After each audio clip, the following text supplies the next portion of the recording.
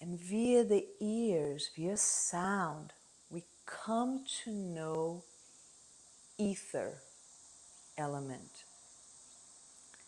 The element that is most subtle, most elusive, that is formless, without form and uncontainable, and yet that contains the other four elements. So with ether, or with the ears, we begin to perceive things in a more subtle way.